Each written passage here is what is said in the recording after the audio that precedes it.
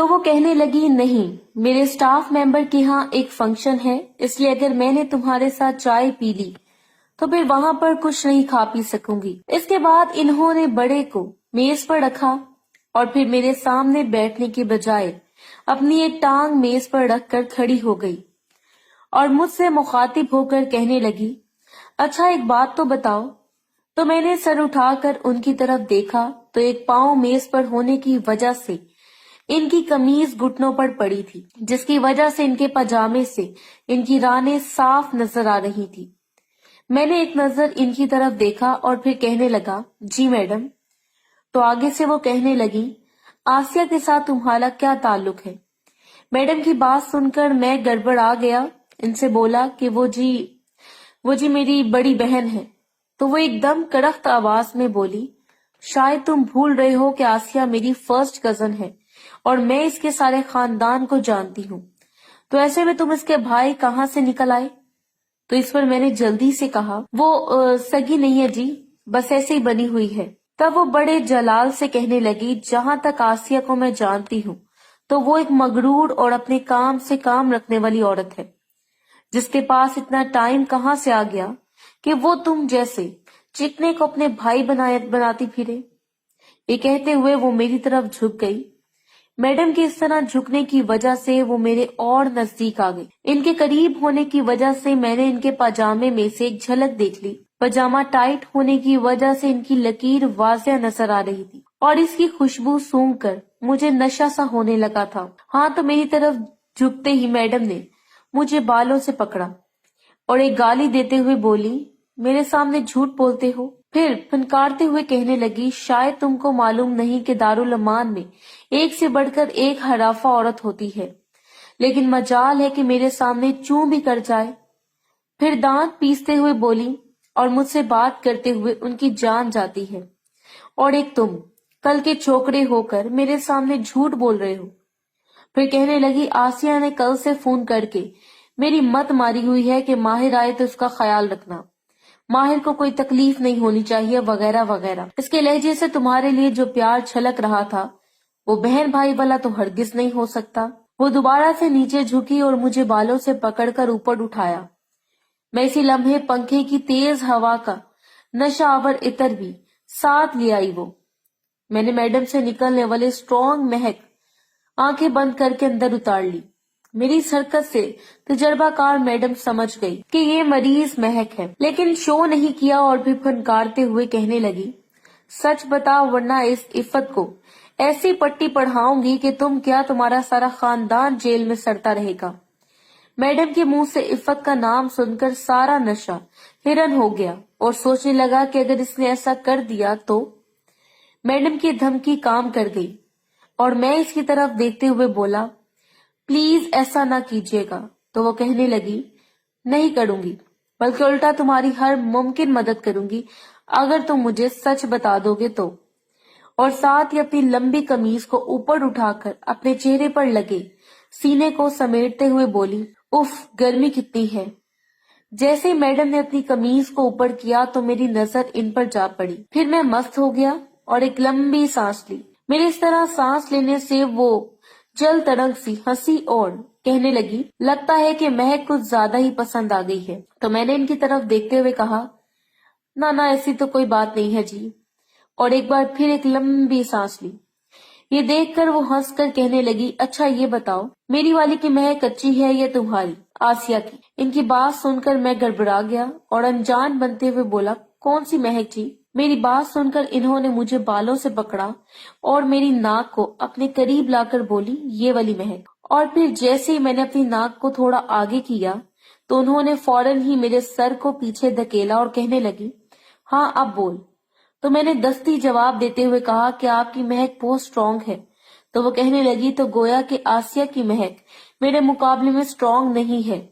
तो मैंने सर हिला दिया। तब मैडम ने मेरे सर को छोड़ा। नीचे से छोटू भी तैयार था, जिस पर जैसे ही मैडम की नजर पड़ी तो उन्होंने मुझे इसे आजाद करने को कहा। तो मैंने इनके कहने पर इसे आजाद कर दिया। वो देखकर कहने लगी, ये तो बहुत शानदार है, क्या तुम मेरे साथ मैच खेलना चाहोगे? तो मैंने कहा जी बिल्कुल, अगर आप चाहें तो फिर हम दोनों एक दूसरे को प्यार करने लगे। वो बहुत तजर्बाकार खातून थी और अपने तजर्बे का पूरा पूरा इस्तेमाल कर रही थी। मैंने कहा मैडम क्या आप लॉलीपॉप वाला काम करेंगी? तो वो बड़े प्यार से कहने लगी अगर मैं ये काम ना करूं तो तुम्हारे छोटू की तौहीन होगी। मैं एक आला दर्जे के टेस्ट से महरूम हो जाऊंगी और मैं ऐसा हरगिज नहीं चाहती।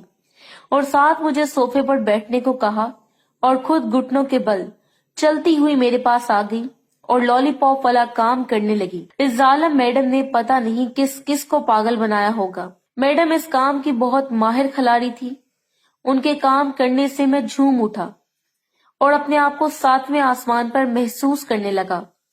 जैसे ही मैडम काम करके फारिग हुई तो कहने लगी तुम्हारा तो बहुत शानदार है। फिर वो कहने लगी चलो अब मैच खेलते हैं। इनकी बात सुनकर मैं इनके पीछे खड़ा हो गया। वो मेरी बात समझ गई कि मैं कहाँ मैच खेलना चाहता हूँ। मैं पूरी ताकत के साथ मैच खेल रहा था। कुछ ही देर बाद मैडम आउट हो गई। अब मैं ग्राउंड के पिछले हिस्से पर बैटिंग करने लगा था, जिसकी इजाजत मुझे मैडम ने खुद दी। काफी देर काम करने के बाद हम दोनों फिर दोबारा आउट हो गए। मैडम ने कहा सवाद आ गया और मैं घर वापस आ गया। सुबह के 8 बज चुके थे और रश की वजह से कमरा अदालत का खचाखच से भरा हुआ था। कमरा अदालत, हम सब लोग और बाहर के साथ घर वाले भी सारे थे अदालत में मौजूद थे। इफ़त के कंवारा होने की मेडिकल रिपोर्ट्स भी आ गई थी। इसके अलावा मैंने इफ़त के बालिग होने का सबूत वोटर लिस्ट भी अपने वकील को दे रखी थी और इसके साथ साथ मैडम तानिया के साथ खसूसी ताल्लुक होने की वजह से हमारे बारे में इसने इफ़त को अच्छा खासा मोटिवेट कर रखा था। कुछ ही देर के बाद जज साहब कमरा अदालत में आ गए। फिर जैसे ही हमारे केस के बारे में पुकारा तो मेरी समत से मेरे समेत हम सब के दिल धक धक करने लगे कि देखो इफ़त क्या बयान देती है। अगर इसका बयान हमारे हक में हुआ तो इसी वक्त केस ने खत्म हो जाना था।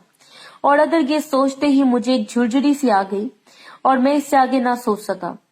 इधर जज साहब ने इफ़त को कटहरे में तलब किया और फिर इससे हलफ लेने के बाद अदालत में इफ़त की आवाज गूंजी।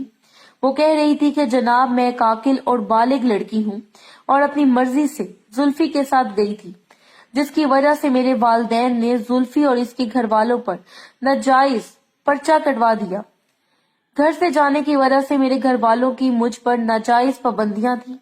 इसके बाद वो 10 मिनट बोलती रही। इफ़त का बयान खत्म होने के बाद अदालत की तरफ से इस पर सवालों जवाब किए गए। जज साहब ने इफ़त की मेडिकल रिपोर्ट्स और दीगर सबूत देखने के बाद जुल्फी को बाइज्जत बरी करते हुए हम पर दर्ज FIR को भी खत्म कर दिया। फैसला सुनाकर जैसे ही जज साहब रिटायरिंग रूम में गए, मुबारक सलामत का एक शोर उठा और फिर एक दूसरे के साथ गले मिलने के बाद सब लोग अपने अपने घरों को चले गए। और फिर कुछ देर के बाद मैं भी घर की तरफ रवाना हो गया। अभी मैंने कचहरी का गेट अबूर ही किया था कि मुझ पर कयामत टूट पड़ी। एक साथ बहुत सारे लोग मुझ पर चल पड़े और मुझ पर मुक्कों, थप्पड़ों और ठुड्डों की बरसात शुरू हो गई। कोई मुझे लाते मार रहा था तो कोई डंडों से पीट रहा था और कोई वैसे ही गालियां दे रहा था। ऐसे में मैं अपने आप को बचाने के लिए पागलों की तरह फिजा में हाथ पांव चला रहा था, लेकिन बेसूद।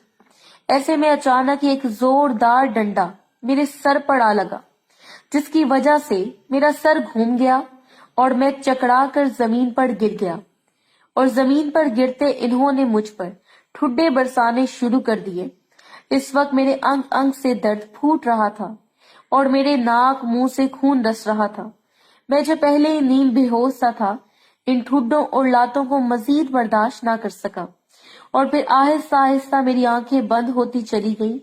मैंने आंखें खोलने की बड़ी कोशिश की, लेकिन मेरे पपोटे मन भर के हो गए थे। फिर आहिस्ता आहिस्ता मेरी आंखें बंद होने लगी। इसी दौरान मैंने आखिरी दफा आंखें खोलने की हर मुमकिन कोशिश की, लेकिन जो हम तारीक राहों में मारे गए, तेरे होंठों की फूलों की चाहत में हमदार की खुश्क टहनी बेवार गए।